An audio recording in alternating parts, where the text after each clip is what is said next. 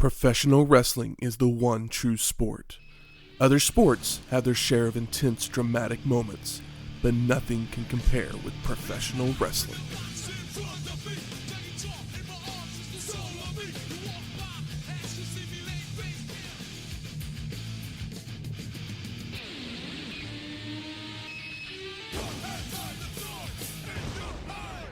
Welcome to Wrestling History X, where three friends come together to talk about the stories behind the matches. I'm Matt. And I'm wearing nothing but a staple. And Shane's still not here, but he's in our hearts. Always. But welcome to episode 354, WWF Monday Night RAW. Let's get raw with it. All right. This is the 304th episode of Raw, produced by WWF. It would take place on March 22nd, 1999, from the Pepsi Arena in Albany, New York, with an attendance of 12,264 and a TV rating of 5.8. Just to compare it to Nitro, had a 3.9 the same week, with a main event of Rey Mysterio versus Ric Flair. Wow. On a spring breakout episode. That's a wild match. Yeah, right? That's what I thought too. Yeah, Ray has not been anywhere near the top of that card before. No, definitely not. Good for him. But we are in Albany, New York. And even though Shane's not here, we still take this culinary trip around the world. In upstate New York. Yeah, I can't think of upstate New York food except for buffalo wing, garbage plate maybe. Garbage plate was on my short list of things to possibly bring. I would have had to make it. That was the biggest issue. Yeah, so which I still had to make something for this because I couldn't find what they like to call Melba sauce up in upstate New York. And they like to pair it with mozzarella sticks. Melba sauce, it's basically just a raspberry sauce of some sort. And it actually comes from the great French chef, Escoffier. He basically was serving the operatic soprano Nellie Melba in 1892 and gave her a peach dish with raspberry sauce on top of it. But then years later, they started using the raspberry sauce on other stuff and basically started calling it Melba sauce. All right. I was curious what the etymology of that was. But yeah, it's basically you take some raspberries, sugar, lemon juice, balsamic vinegar, kind of throw it all in there, let it cook down, basically, strain out the seeds if you want to. You can do a quick method of just taking some raspberry preserves. Yeah. And add a little water. I still did the lemon juice and balsamic to kind of heighten those flavors a little bit, which is what I did. I actually made the Melba sauce because I couldn't find it really anywhere. Yeah, I mean, I never heard of it before. Though I think Arby's actually has like a fruit something or other, but I didn't think about it until after I'd already decided. But were they going to use balsamic? Yeah, exactly. I mean, the balsamic I feel like that's what made it put it over the top. Knocks up the flavors. But yeah, served it with some Sonic mozzarella sticks, which I know they're just thrown in the fryer from frozen state, but mozzarella sticks kind of good no matter what. It's a really good fast food mozzarella stick. It's probably my favorite. Anytime I want mozzarella sticks, that's kind of my go-to. Yeah. At least a fast food. I think about mozzarella sticks more than I eat them. I never go out of my way to get them, but I'm always thinking about them. I never want to make them. No, I definitely don't want to make them. I don't want to deep fry anything in my house. No. It's a pain in the butt. But yeah, if you've never, most people do the ranch or the marinara sauce with mozzarella sticks, but the next time, you think about it, make a little Melba sauce. It was great. I've had a fried cheese, not quite a mozzarella stick, with a raspberry dipping sauce before, and it was wonderful, and this was wonderful as well. It just adds that little bit of sweetness to that, the crispiness and and everything of the of the mozzarella And the balsamic stick. adds a little bit of savory, so it's not just like a mouthful of jelly or jam or whatever. And something that would happen right around the same time as this Raw, actually the night before, the Academy Awards would air, celebrating the films of 1998. Sorry. So the films of 98 and 99, so Correct. not Titanic, right? Or is it Titanic? Titanic came out in 97? So we kind of beat the 98 films over the head last year, but it's the Shakespeare in Love win. Yeah, okay. Over Elizabeth, Life is Beautiful, Saving Private Ryan, and Thin Red Line. You got the Steven Spielberg with Best Director, Robert Benigni for actor, Gwyneth Paltrow, actress, James Coburn for Affliction as the Best Supporting Actor, and Judi Dench as Best Supporting Actress for Shakespeare in Love as well. In her 3 minutes of airtime in that movie. They were just like, it's time we finally give one to Judi Dench. Right. They didn't give it to her for... Did she do the voice of something in Aquaman?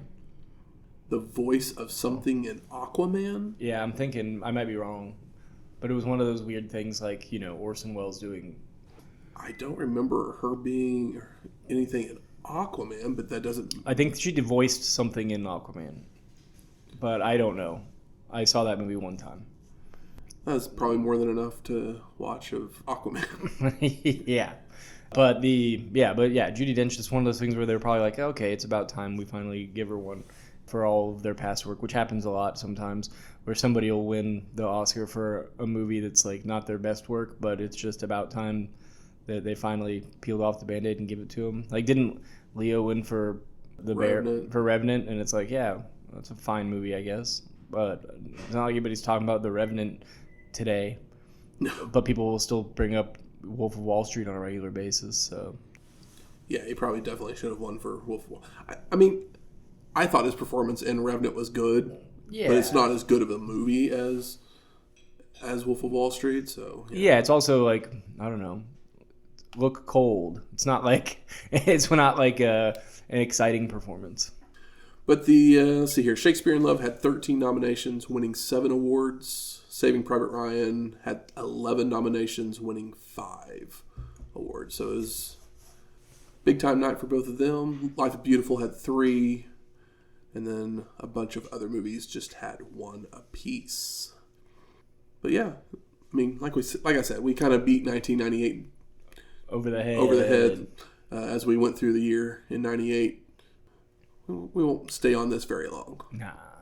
But it's well covered territory. Absolutely.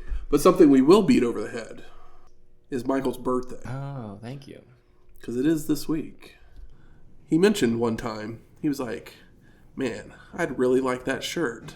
Did I? Yeah, you did. And so, I went and got him a shirt. All right. Which one is it? What do we got? Oh, you nailed it. I do remember saying that. It's the Mean Jeans Burgers logo restaurant.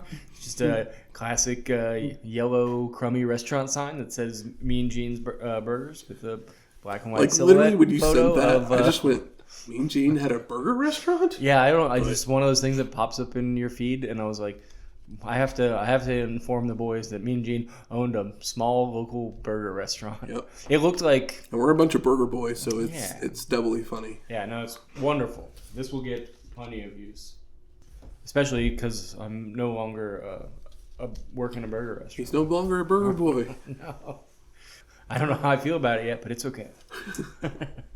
Well, thank you. That's great. That's a wonderful T-shirt, and I doubt I'll ever go to a wrestling event and see someone else rocking the Mean Jeans Burgers T-shirt. If we do, we're gonna go shake their hand. Yeah. So you meet, it's like, oh, obviously we're probably gonna have more than one similar opinion or interest. Exactly. Well, let's talk this Monday Night Raw. Don't try this at home. Followed by the WWF Attitude Package. And we see Steve Austin walking up to a Coors Light truck to talk to the driver, who asks for an autograph. Stone Cold saying he'd even get him a seat in the arena for the evening. Goes to the opening video package before Pyro goes off as Michael Cole welcomes us to the show, joined by Jerry the King Lawler. Vince, Shane, and The Rock then make their way to the ring, where Mr. McMahon brags about Rocky and Shane being title holders, and they will continue to be after WrestleMania. And Shane takes the mic reminding everyone that he has X-Pac's number. It will be an honor to embarrass him at WrestleMania. But he doesn't want to wait that long, wanting a piece of him tonight in a street fight, which kind of takes Vince aback. But the match is on for later in the evening. It's a Greenwich street fight. That's right. Mr. McMahon then claims his family is very confident and secure. When Undertaker arrives tonight, he will be busy with Bossman and the others, saying he has it all figured out. That the Ministry and Austin have been conspiring together to divide his attention, which could allow Stone Cold to become champ. And The Rock is then introduced, taking the mic to call Austin trailer park trash, when we see Stone Cold watching on a monitor in the back, which makes Rock happy, stating that Austin's drawn to him, as he wants to go one-on-one with the Great One.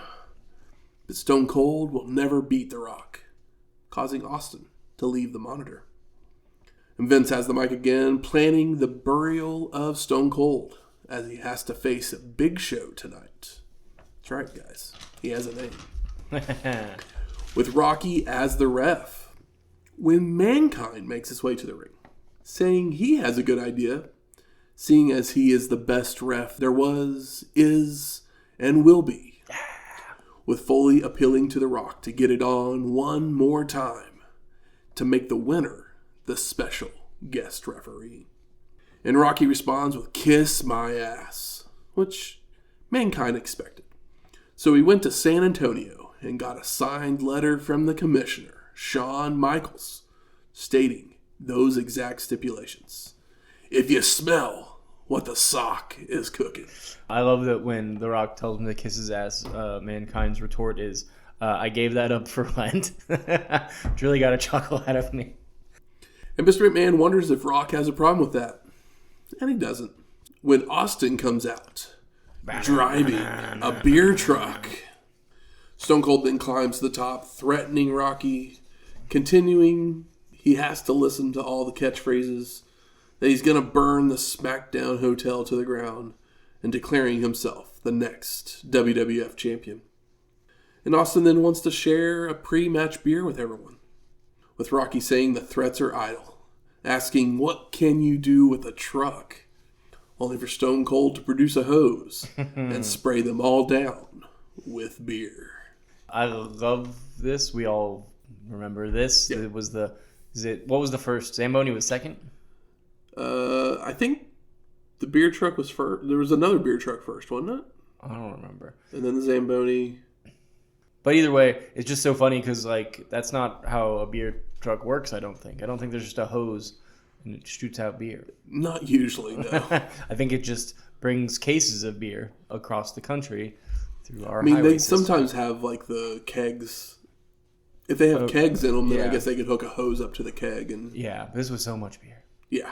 But great memorable moment. And I knew what it was in the first. I was like, oh, I know what episode this is. Yeah. Because as soon as he walks up to the Coors guy and was like, hey, man, I got you a seat. So Cole and King talk about our upcoming matches tonight, followed by seeing Debra getting ready to come to the ring as we go to break. And we come back to see highlights from earlier. And I had some missing footage from my version of Jim Ross and Steve Williams at a local frat party. Did you have that on yours? Yeah, they were just, a WWF Raw frat party, and JR and Dr. Death were hanging out with them. Yeah. And I think they were just soft reintroducing JR because, of the Bell's Palsy. Yeah. And Steve Williams, because he's just now come back from injury as well from the Brawl. When he got his clock cleaned. Well, I think he tore something in his leg or something like that during the match as well. We then go to our first match, Jeff Jarrett and Owen Hart with Debra versus the Brood of Gangrel and Edge with Christian. And we get highlights from the previous week's Raw where Double J had laid out Public Enemy with a guitar shot, leading to a victory. But as soon as the bell rings, Gangrel attacks Hart, only for him to respond with a spinning heel kick. Turnbuckle smashes and strikes. But after a reversed whip, Owen walks into an overhead belly-to-belly. Edge is tagged in to hit a power slam for a 2 count, only for Owen to fight back with an overhead belly-to-belly of his own, bringing Jarrett in for a combo spine-buster second rope fist drop. And Double J goes for a slam, but Edge floats over to nail a sit-out slam, followed by charging into an elbow in a corner. Jarrett also clotheslines the Vampire Warrior down on the apron, returning to work over Edge with strikes, when a reversed whip allows the Brood member to catch Double J, with Christian jumping in for a side slam neck breaker combo, and making a cover for the near fall. And I guess the ref doesn't realize it's Christian in the match. Yeah, I was going to be like, but it's with Christian. Allowing him to continue, only for Jarrett to counter a whip into a knee lift and a single arm DDT. Double J then charges into a double boot in a corner, with Edge flying off the top rope for a crossbody for a 2 count, as Hart breaks it up. Gangrel then runs in and the match breaks down, with Owen blocking a Hurricanrana attempt by Edge, locking on a sharpshooter, while the Vampire Warriors working over Jarrett in a corner. And all of a sudden, Public Enemy runs down, and we got us a Pier 6 brawl. Momentarily. Until all the competitors work together to toss Public Enemy out of the ring. Thanks for coming, guys. The lights then begin to flicker in red before going out. But when they return, Debra is doused in blood at ringside. So I guess we got us a no contest. Yep, they carried her. We mentioned a few episodes ago about how we'll never see Public Enemy again. I guess I was wrong, but I do know we never see them in a match again. Yeah. So maybe they interrupt a few more times before they're gone. Was this the first time we saw them in WWE? Yeah. Pretty wild for it to be like, oh, just to humiliate them. Basically. It's like, oh, you can run in and then just get stomped out and then the lights go out on your career in the WWF. We go to the back where Lucas is with the New Age Outlaws. And I don't know anything about Lucas. Hey, me neither. So don't ask. And the Outlaws are discussing their title versus title match tonight, as Road Dogg had won the Intercontinental title on the Raw the previous week from Val Venus, while Gunn had taken the Hardcore title from Bob Holly the previous week as well. Which I was kind of like, wait, but Badass was in the IC title picture. Yeah. And Road Dogg was in the Hardcore title. And we just kind of swapped. Yeah. Somehow the better... Like 2 weeks before WrestleMania. Somehow the better wrestler has the least prestigious title. Okay. And both men promise to take the other's belt before we go to the WWF Slam of the Week. So they're just having this match because... Yeah. Okay. And that Slam of the Week is the DDT that James won with against Venus to become champion. That's how he did it, guys. And we go to the back to see Shane McMahon getting ready for his match when Vince tells the Stooges to go get him some coffee, as the McMahons complain about how they still smell like beer. A lot of beer. It was a lot of beer. So we get our second match. Road Dogg, Jesse James versus Badass Billy Gunn in a title for title match for the WWF Intercontinental and WWF Hardcore Championships. I love that Road Dogg says he doesn't like that they're doing this at all, meaning the match against his tag team partner, but they are going to do it doggy style. I was like, all right, buddy. This is on television. And he continues doing his usual stick after that before Badass comes out to finish it off, with those two words. Yep, you know him. We also see highlights of Gunn winning the Hardcore belt from Bob Holly from last week with the Famouser, as they finally named it. Gave it a name. And our competitors lock up and exchange headlocks when they botch a hip toss, only for Road Dogg to hit multiple more to prove that he can do it. Shake, rattle, and roll before the shaky knee drop by James for a 2 count after a ducked clothesline. Before Badass ducks several clotheslines to nail a horrible-looking head scissors, a couple of hip tosses, and arm drags. I mean, this is pretty pathetic for two guys that you would think would have at least some chemistry. Maybe not against each other, but I feel like they might know each other's. Right. Like have a little bit of timing or whatever. I don't know. It's pretty rough stuff. Road Dogg sent to a corner with Gunn charging in for a corner splash, only for James to avoid, causing Badass to hit the ring post. But he recovers to surprise his partner with a famouser. When Goldust, Al Snow, and Val Venus all run down to attack their WrestleMania opponents. And the Outlaws work together to clear the ring as the ref calls for the no contest. So both men get their belts back, and they looked pretty awful in doing it. And the guys they've been having matches with as of recently come out and get beat back away quickly. Mm-hmm. Who won? No one. Okay, just making sure. We then go to the back where the Stooges are getting coffee when Briscoe freaks out when he sees something off camera, bringing Patterson's attention to it as well to do the same as we go to commercial.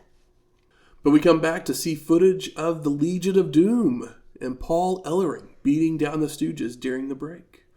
And this was the original Road Warriors, Hawk and Animal, making it the first time we've seen them since we saw Hawk jump off the Titantron during a recap on Raw on October 12th, 1998, episode 325. So he didn't die, guys. No, it was just a weird suicide angle. We then go to the ring where Blue Meanie in a chair head to the ring, taking the mic to call out Shamrock, saying he's sick and tired of you sticking your nose in our business. It's become pretty obvious that the WWF's not big enough for the both of us. So tonight, the Blue Meanie takes a stand. So if you got the guts, come down the aisle, step through those ropes, and get the spanking you deserve. And out comes Ryan Shamrock. Yep. With the Meanie grabbing her and attempting to spank her. But Ken runs down as well, only to be attacked by the Golden One.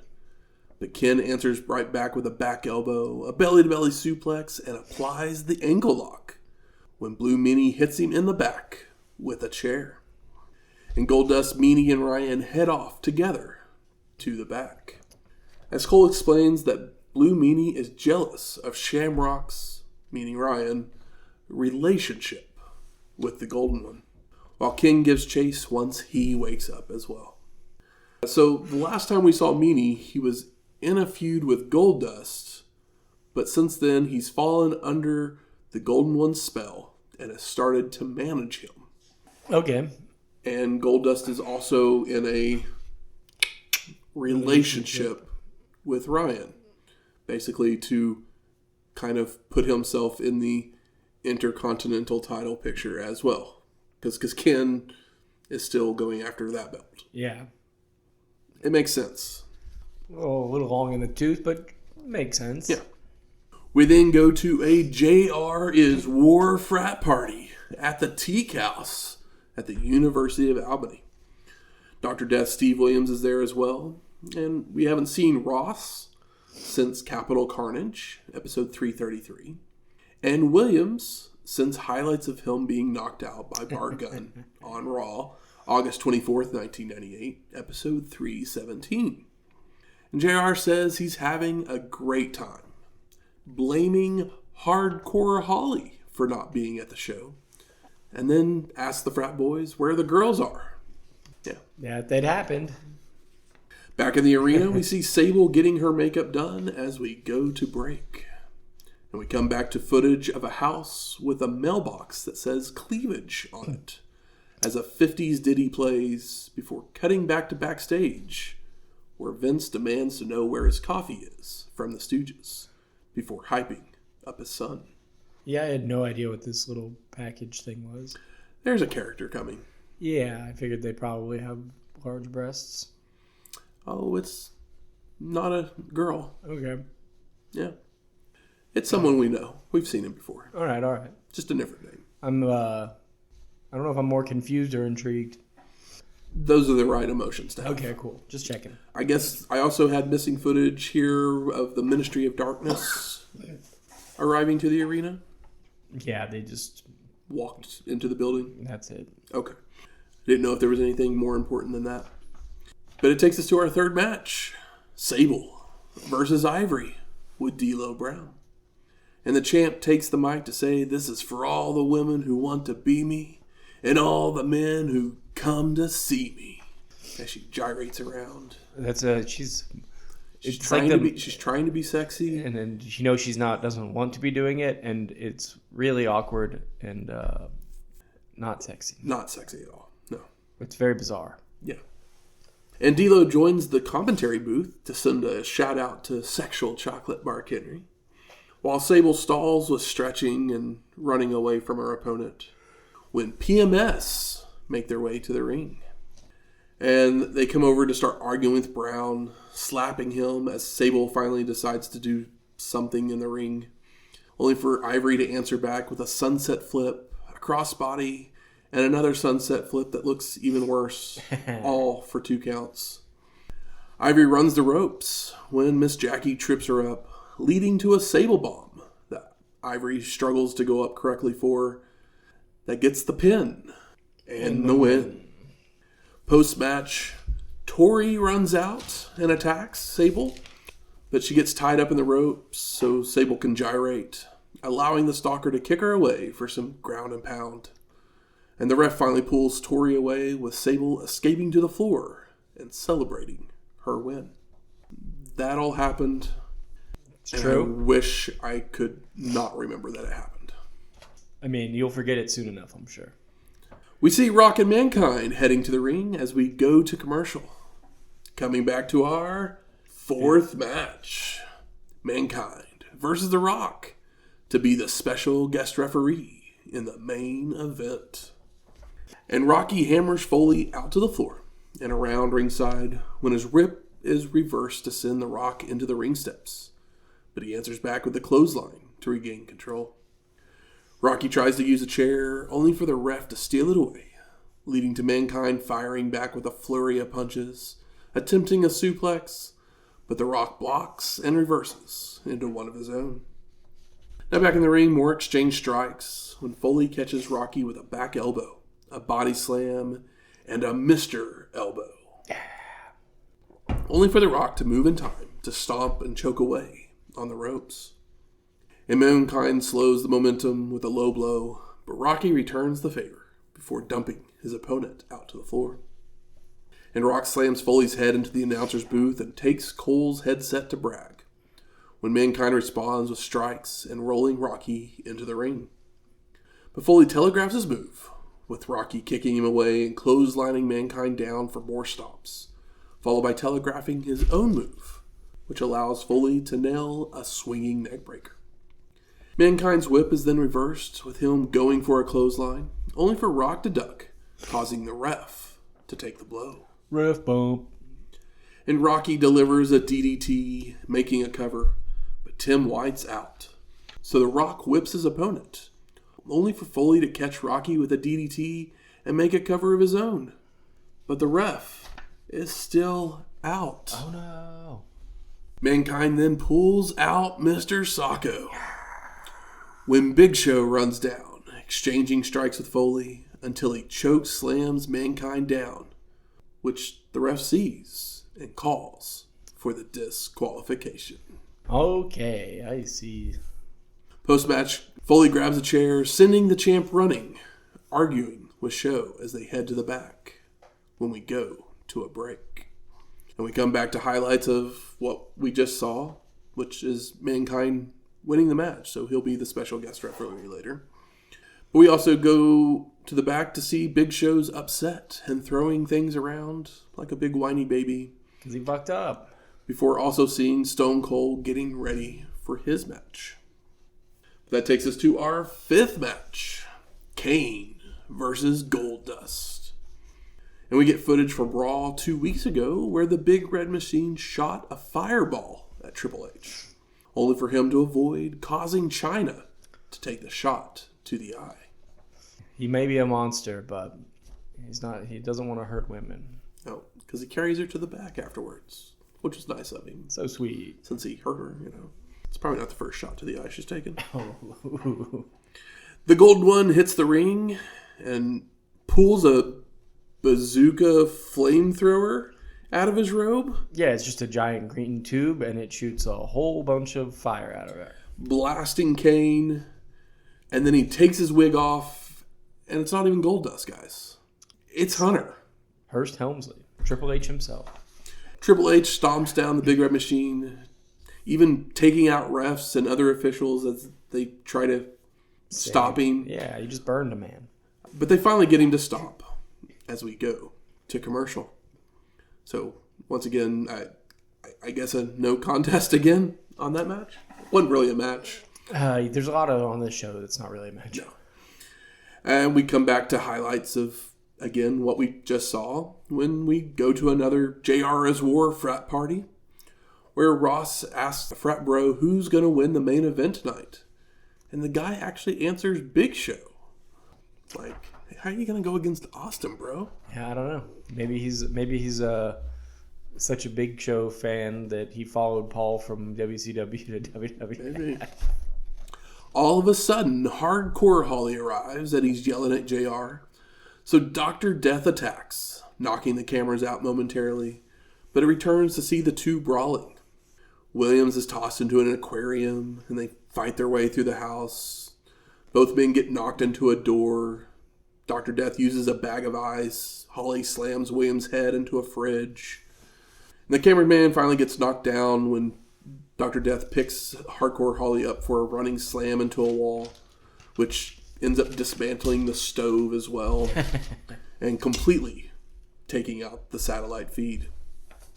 And this will be the last time we see Dr. Death in the WWF. Yep, it's only fitting for him to go out like sitting next to JR, his biggest champion. Like, Steve Williams has to be one of the greatest what-ifs in wrestling. Yeah, I mean, he got to shine in Japan, and that's kind of it, right? I mean, basically, yeah. As far as, like, that's the only place where he really got his flowers. I mean, he had that one run with Gordy on WCW. Yeah, but it was never as over as it ended up being in Japan. No. We go back to the arena, where Austin walks up to Mankind sitting in the back, telling him to call it down the middle. He just wants that big SOB, so stay out of his way. And Shane McMahon's then seen headed out of his locker room as we go to break. Coming back to McMahon waiting outside in the parking lot, leading us to our sixth match. Shane McMahon versus X-Pac in a Greenwich street fight. But they're in Albany. But Shane's from Greenwich. Yeah. And he issued the challenge. The first note I actually had on this match is we don't have any lights on these cameras. Yeah. And both of our competitors are in black shirts and pants. So you really can't see them do anything. Luckily, it doesn't go very long. No. They begin brawling when a pair of cars pull up with four guys jumping out to attack the kid, running him into a garage door. Cole and the King realize it's the Greenwich Posse. Okay. Using names such as Rodney, Pete Gas, Willie Green, and Billy Pete. You can't have Pete. You can't have two Petes. Yeah, it might be his last name, but it's like, you just Billy Pete. Just give him a different last name. The Posse and Shane then jump back in their cars and take off, leaving X-Pac chasing after them as we go to commercial. Yeah, I noticed the one of the cars was like a Corvette. So it's like, oh, and the kids are dressed up like preppy rich kids from Greenwich. So they end up being called the Mean Street Posse. Yep. Rodney, Pete Gas, and a guy named Joey Abs are the three main guys. Willie Green and Billy Pete were part of it, like when it first started here, but they are soon, and like they were getting their masters. I think 3 of these 4 guys are actually friends of Shane's. Yeah. I know Joey Abs is actually a actual wrestler, so when they finally do get around to wrestling matches, he's the worker of the bunch. But we'll see more of the Mean Street Posse over the next few months. for better or worse. Yeah.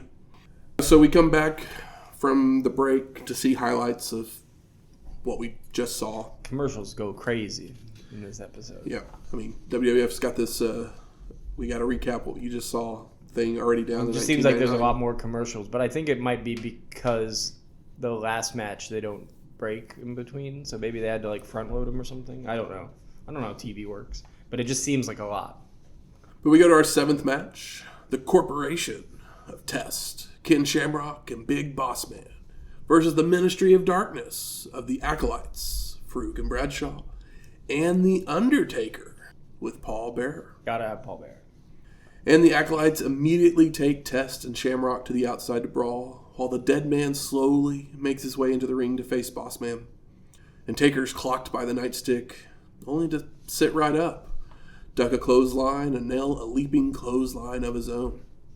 Undertaker hammers away, knocking Big Bossman to the floor, leaving everyone brawling around ringside, where Ken whacks Faarooq with the ring steps. And the dead man and Bossman start heading out into the crowd to continue when the lights go out and we go to break. So another no contest? The lights just go out. I don't even know if they come back and explain it, but I guess you're going to tell me in a moment. I don't remember them explaining it. I remember being confused. Next thing we see is Vince McMahon making his way to the ring with no shirt and only a suit coat on. Yeah, he's just trying to show off those pecs, but he has the excuse of the beer truck. Yeah. And he even replays the beer truck incident because he knows all the fans want to see it. Telling Austin he will pay for it tonight and never become champ again. Followed by introducing The Rock as a guest commentator for our main event. Trying to stack the deck. Which is our 8th match. Big Show, Paul Wight versus Stone Cold Steve Austin, with Mankind as the special guest referee. And then 2 men go, we're going to say face to face, even though we know it's not that, staring each other down, when Stone Cold just flips off his opponent and delivers strikes. The Big Show uses his power advantage to take control with chops, stomps, and chokes. Austin hits a low blow to escape, rolling out and tripping up Wight to try and wrap his leg around the post, only to be kicked off, sending Stone Cold crashing over the barricade into the crowd. And Big Show choke lifts Austin back to ringside until Foley comes off the apron with a double axe handle to Wight's back, forcing him to release the hold. Oh, you were going to call it down the middle, Mick. Big Show stalks after Mankind when a soda comes flying in, hitting Wight right in the head, allowing Stone Cold to make it back in, yanking off the turnbuckle pad and attacking from behind, trying to run Show into the exposed corner, only for Wight to shove Austin off into it instead. It was a fan soda, right? Yes. Okay. Big Show then follows with an elbow drop for a 2 count and starts arguing with the ref, shoving him down. So Foley hits back, knocking him into the right hands from Stone Cold, going for his finisher, but Wight tosses him off before nailing a big boot, which sends Austin rolling out to regroup. And as he gets back on the apron, Show hits a headbutt to knock him back down, followed by a gorilla press slam on the concrete floor. Tries to run him into the ring post, only for Austin to wiggle free to shove Wight into the steel instead. Posted. But he doesn't phase him and just whips Stone Cold into the post as well. Posted. Mankind brandishes a chair, threatening Big Show to take the match back into the ring, which he does, and attempts an elbow drop, only for Austin to avoid and begin stomping a mud hole. Mud hole in your ass, boy. Stone Cold's whip is reversed, with Wight catching him in a bear hug, with Austin trying to escape multiple times, but he ends up going limp, forcing Foley to raise the arm once, twice. No! Stone Cold goes on the attack to hit a Thez press. Oh. He makes a cover, which surprises Mankind, so it only gets a 1 count, sending Stone Cold to grab the chair to smash across the legs and head of Big Show several times, followed by a stunner for the pin and the win. Post-match, Wight's back up and he goes after Foley, while The Rock runs in to brawl with Austin, delivering a rock bottom as Cole says his goodbyes, and we fade to black. They needed to end with The Rock bottoming him. That was smart and good. Mm-hmm.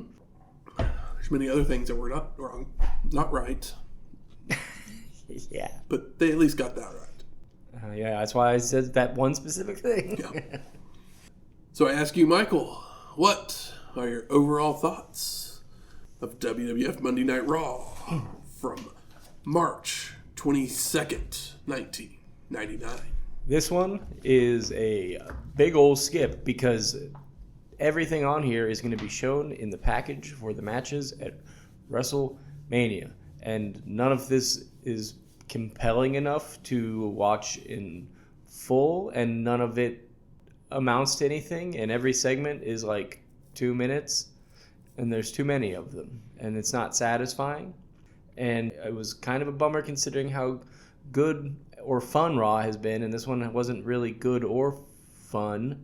It makes me feel like they're just let Russo run wild or something. I don't know. Something's off here. Yeah, it was a great segment to start the show. Yeah. Like they basically always start the show with a good segment of this time. And I was pumped up for the rest of the show. Me too. I was like, oh, this is the beer truck episode. It's going to be fun. But the rest, and I will admit, it did advance storylines to WrestleMania. So I guess it technically did its job. Yeah, that's why I say you don't need to watch it, because they're just going to use all of the key footage here because there's nothing extra. All of this is just package material. Yeah. But the rest kind of sucked, including jobbing your new acquisition in the first match we've seen him in. Yeah. And you also made him like throw a fit early. Yeah. You made him throw a fit at the beginning of the show, and then lose in like not in an interesting fashion. Even I guess they kind of protected him by having the chair shot. I mean, the chair shot into the stunner, square on the head. Like I get it, but we just talked about how there are many other ways that they could have done this to be more interesting and to build up more heat for WrestleMania. Well, we talked about how the corporation doesn't have anybody like a there's The Rock, and then there's no like number one goon because everybody's kind of been beaten to dirt, and I was like, all right, they kind of need this. I mean, Shamrock was the number 2 guy basically, and he's now mired in don't fuck my sister storyline basically. Yeah. And then and it's like, okay, cool, they need a Paul Wight, and then they immediately do this. Yeah, it's like, I thought you needed this guy. Turns out he didn't get one thing done for you. Not only did he screw up early in the show, he lost it. And Mankind helped, so that also, I guess, kind of protects the big show, but it's not. I don't feel like it was protected. He was protected enough. Yeah. Good. Where's the smart marks at? There. All right. Fuck you. I think it's time we smark it up. So what are some of the best moments of this show? The beer truck, I guess. Beer truck. Mankind coming out. Yeah. Knowing to go to San Antonio. That was great. I did love that. And if you smell what the sock is cooking. Mm-hmm. I mean, we're almost the rocket sock guys. We're almost there. We're going to get there, and we're going to love it. Nope. Yep. Nope. Yep. Definitely not. Mm-hmm. Mankind and Rock, I mean... It was a means to an end. Yeah. And it's one of those things, too. It's like, oh, we've had these classic matches, and then they just kind of, like, get you hyped up, and then they don't get to do that. But it was, like I said, means to an end. I mean, I'm going to say this is probably their worst match that we've seen them against each other. Yeah, because it's not really much of a... Yeah. It's like it's not... Kane and Goldust is nothing, even though I will say the flamethrower to the face was cool. I will say that. And Helmsley Dust. Yeah. Helmsley Dust. It was fun seeing the introduction of the Mean Street Posse, even though they're jokes. But yeah. It's something I remember from watching back in the day. For sure. It was just kind of one of those things like, oh, yeah, this is how they show up. That's nothing. I mean, the main event... I mean, I thought they worked well together, but let's just jump to disappointment so I can kind of... Yeah, go for it. We basically already said that the show's not very good. So. Yeah. So I would have still had The Rock win to be the guest referee. Because then him and Big Show could have just cheated all match long. Basically do the same thing that Mankind and Austin did. Exactly. Yeah. To easily take down Austin. Austin can take literally, I mean, the best thing would have been for Mankind then to come down and help and cause even though we've had no contests all match. Except for Sable. All night long. Yeah. Like, have him come out and hit a chair shot to Big Show. Because, guess what? They're the two that are going to wrestle against each other at WrestleMania. Yeah. And you have Austin and Rock wrestling against each other. So it makes sense for Mankind to come down and cost Big Show the win. Like, if you want to do that to get Austin the win, then that's fine. Because then The Rock can still rock bottom. Because, like we said, that's what has to be the last shot. Yeah. Is Rock standing over Austin. Absolutely. But Mankind costing Big Show the win instead of Austin just winning it with some chair shots. And, I mean, Mankind, I guess, could have disqualified Austin, but he's not going to because he's been helping him basically the entire match. So you could have just tightened it up, in my opinion. We still wouldn't have been better, but would it have been incredible? No. We just would have had less problems with it. But literally, you go down this no contest. Sable and Ivory is something I don't want to ever remember again, and but it actually did have a pinfall. I mean, you have the worst Mankind Rock match, which Big Show should have cost Mankind the win, and then Mankind comes down and costs Big Show the win. Like, it's perfect symmetry. Like, it makes sense. It's a thing that they've done 100 times. Yeah. Kane and Goldust, not a match. Shane and X-Pac, not a match. Undertaker and the Ministry and what? I don't even know what that was. And the corporation. We are unaware of what that was. Like, didn't he explain it? I think Cole said at one point that Undertaker and Bossman are in a Hell in a Cell, but if Cole hadn't said that line, would you even know Undertaker and Bossman are the feud? Well, I mean, they have kind of been, but they also stopped it at one. Didn't follow through with it because remember he tried to kidnap him to. I mean, he kidnapped him. Yeah, but then let him go. It just feels more like a corporation versus Ministry feud more than a Bossman versus Undertaker feud kind of thing. And once again, main event, it's fine, but we just rebooked it and it would have been better. Yeah. And like I said, and I'll say it again, for the third or fifth time, all of the quote-unquote important parts of this are just going to be in the package of WrestleMania before each match. Absolutely. Best performer of the night. Is there one? I mean, there was no particularly great promos from any of the main promo guys. I mean, Mankind's promo is probably the only one that I like. Yeah. And that's just because he... But Austin and The Rocks were pretty uninspired, especially for going into WrestleMania. Even Vince wasn't particularly entertaining. Yeah, it was just kind of everything felt half-assed and phoned in. Yeah, I agree. Which is a bummer. Let's give it to Lucas. Yeah, first time seeing Lucas. You go. Maybe JR for coming back to work too early. Actually, JR, I was watching him and I'm just like, God, you do have to talk like that for the rest of your life. And he was hard to understand. Yeah, really. But he figures out a way to be intelligibly understood pretty quickly for a long time after this. Yeah. I mean, also, I think that the symptoms kind of fade a little bit after. But I mean, he should not be back at work yet. Just he looks like he's still in shock. Well, spoiler alert. He's back to full time next week. Oh wow! Yeah, crazy. That was a quick warm up. And most surprising, seeing Dr. Death. Actually, exactly, because I was just like, wait, this literally means we never saw Dr. Death have a match in the WWF. Yeah, because First time, because he was brought in for Brawl for All, basically. And the only time we saw him on that was a highlight of Bart Gunn knocking him out. Yep. And then he like literally came back last week as JR as his manager, talk piece or whatever. Yeah. And they just threw like, broccoli at each other. Like he has a match on the night after WrestleMania. We're not covering that Raw. But like after that, he pretty much has absolutely nothing and then gets let go by the summertime. So we won't ever see him in a match in WWF. Wild. It's just insane to think of what their plans for him were. Yeah. To end up releasing him. It's just kind of crazy.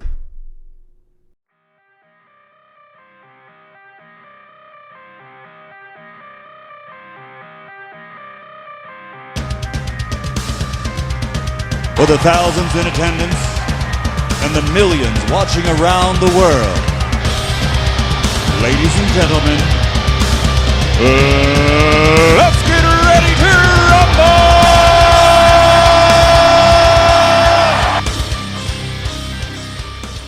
Turn the lights down, turn the projector on, because we're ready to rumble. This week we're covering Shanghai Gesture. It was released January 15th, 1942 by United Artists. Directed by Joseph von Sternberg, who's a 2-time Oscar nominee. Written by Sternberg, Geza Herzig, a 2-time Oscar nominee with 1 win. And Jules Furthman, a 1-time Oscar nominee. It stars Gene Tierney, a 1-time Oscar nominee. Walter Houston, a 4-time Oscar nominee with 1 win. Victor Mature, and Ona Munson. The plot of this film is a gambling queen uses blackmail to stop a British financier from closing her Chinese clip joint. And it was nominated for Best Black and White Art Director Interior Decoration and Best Score. It was the last completed film for Sternberg as a director. And was based on a play by John Colton. I guess there's an estimated 32 attempts to turn it into a film, as many adaptations were rejected by the Hayes office, which was the censorship back then. They're like too Chinese. Probably. Or maybe the gambling. Reviews and ratings of this, IMDb has it at a 6.6, Letterboxd at a 3.4. And I found a review from Variety. A guy named Walt in 1941 wrote this. Stripped of the sensational elements of the stage production, the resultant film version is rather dull and a hazy drama of the Orient.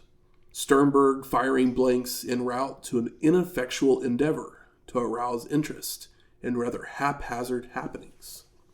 Mature provides a standout performance that will enhance his popularity. Houston's abilities are lost in the jumble, while Munson cannot penetrate the mask-like makeup arranged for her characterization. So I imagine she was playing a Chinese lady. Yeah. I had a feeling. My review is this movie feels like it moves at a snail's pace, and none of the actors really have anything to grab hold of with their performances. We also have the whitewashing problem where multiple characters are supposedly Asian, but they're usually just dark-skinned Americans for the most part. The sets, costumes, and makeup are all very well done. They are the star of the show. So if you like those kind of things... So it's like a good-looking movie? It's decent looking. Like okay. Everything that's not the actors looks good. Yeah, set design and all that business. And the wrestler of our film is Mike Bazurki. Hey, I know that guy. This is our 3rd time seeing him. He plays the Coolie, a.k.a. the Muscle. Yeah, for the casino. Yeah.